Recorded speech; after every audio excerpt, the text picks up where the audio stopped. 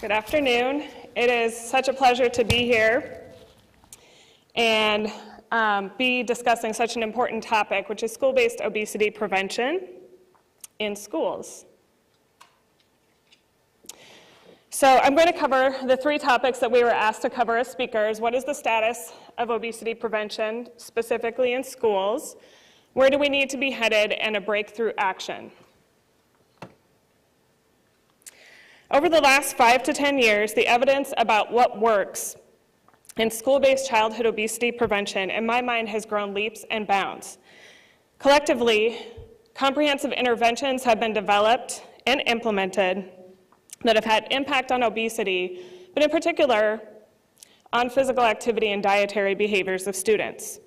Because of this growing body of evidence, we have been able to develop a multitude of evidence-based guidelines and recommendations that I show here in the middle of the slide. This slide shows only a small sample of the accumulation of evidence that has occurred and been synthesized into publications, documents, or reports, such as CDC's School Health Guidelines to promote healthy eating and physical activity, the Cochrane Review, which is the screenshot at the top, focused on obesity prevention in children, and then finally, the Foltz et al. Article focused on population-level interventions. If you look across these reviews, what's really exciting in my mind is taking the accumulation of single interventions and coming up with guidance, recommendations, and conclusions. Across these synthesis documents, the following strategies are common and highly highlighted.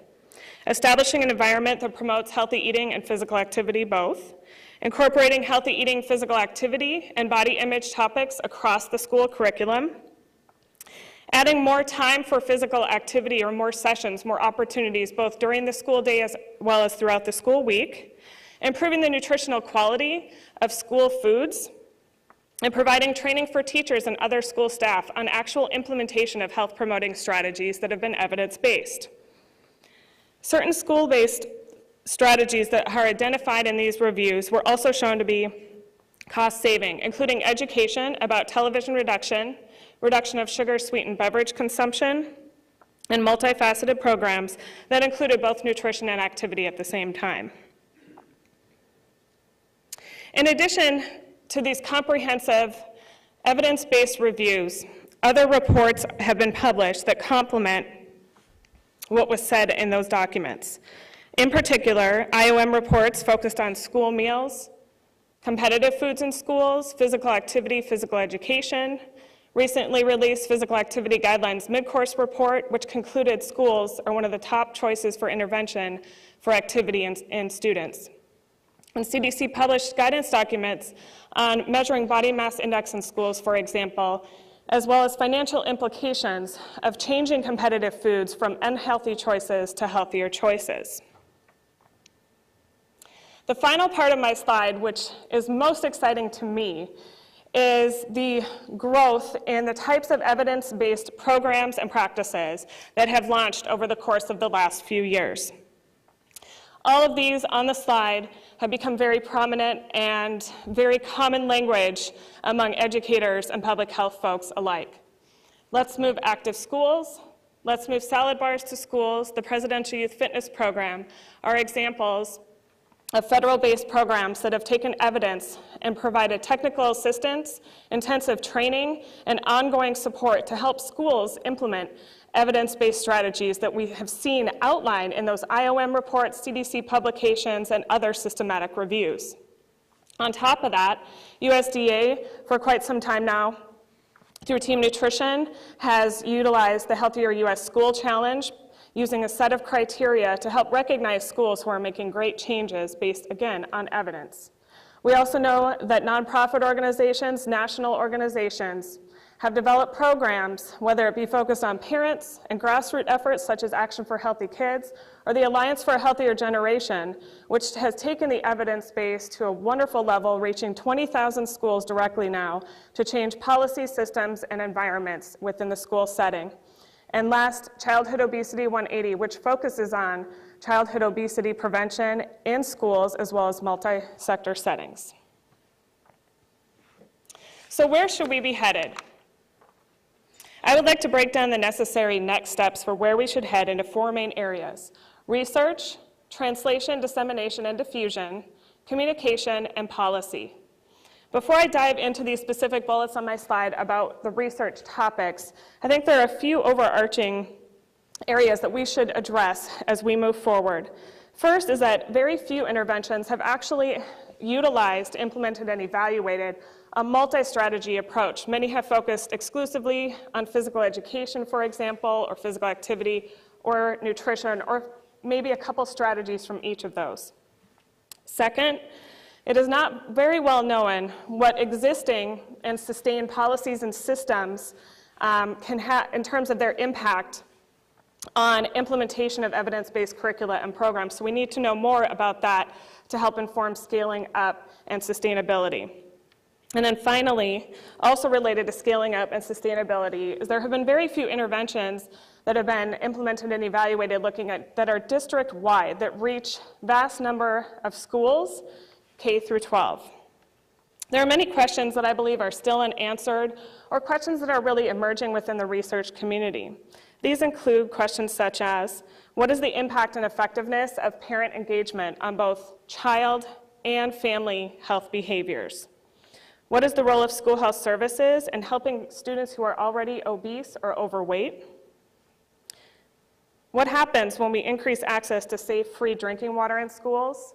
What is the impact of comprehensive physical activity programs on overall activity participation of students? What is the impact of food marketing in schools? And finally, health disparities, which I have listed under research, but I believe cuts across all these areas of where we should be headed. We still have a lot to determine about how policies, practices, and programs influence behavior change among those most impacted by disparities. We also need more culturally tailored interventions to make it relevant and feasible to those most greatly impacted. And finally, I think one of the most important pieces we need to consider as we move ahead in talking about health disparities and addressing it is the fact that we know, and it's fairly well established, that there's a link between health disparity and education disparity. And it's fairly well accepted. However, what we often do is implement and evaluate interventions that only look at one side of the coin, in other words, health. Collecting data on education outcomes through robust interventions can certainly help us move forward in addressing health disparities. Next, I'd like to talk about translation, dissemination, and diffusion. Essentially, I think we know a lot about what works. Based on the slide at the beginning, so much has been happening, and in fact, a lot of translation has happened because we see programs translating the evidence and directly impacting students at the school level.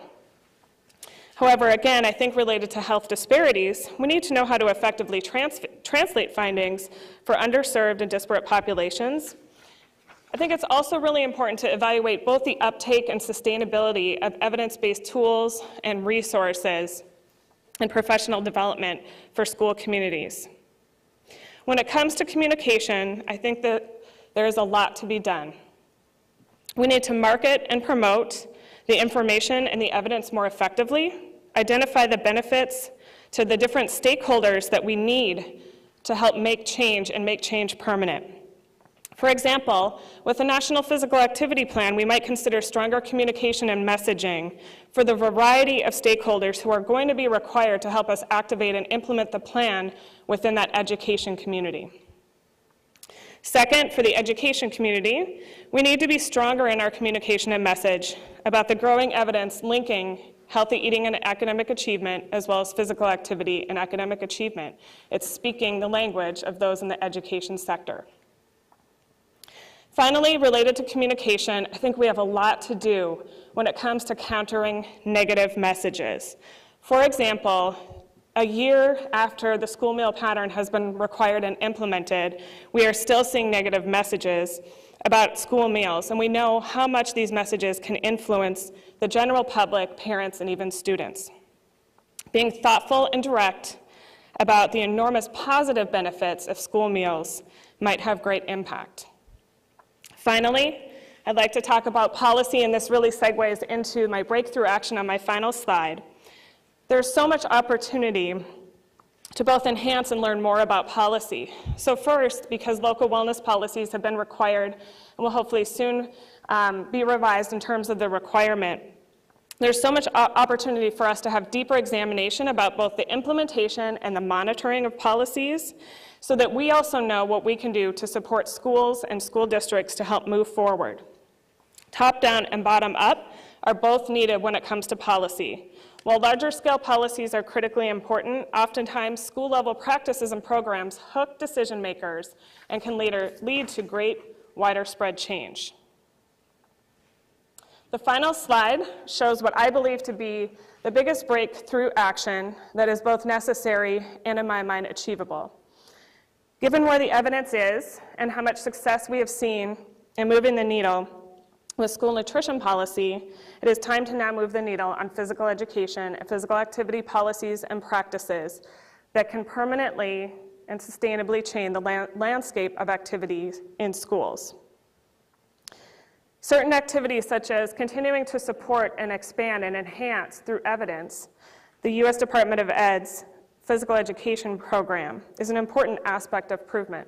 Also, continuing to allow local districts and schools to tailor their physical activity and physical education programs is important.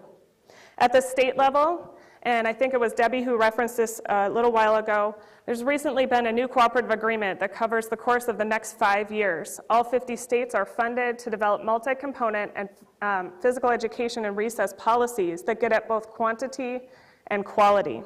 32 of those states are receiving additional funds to implement comprehensive physical activity programs in high-need school districts.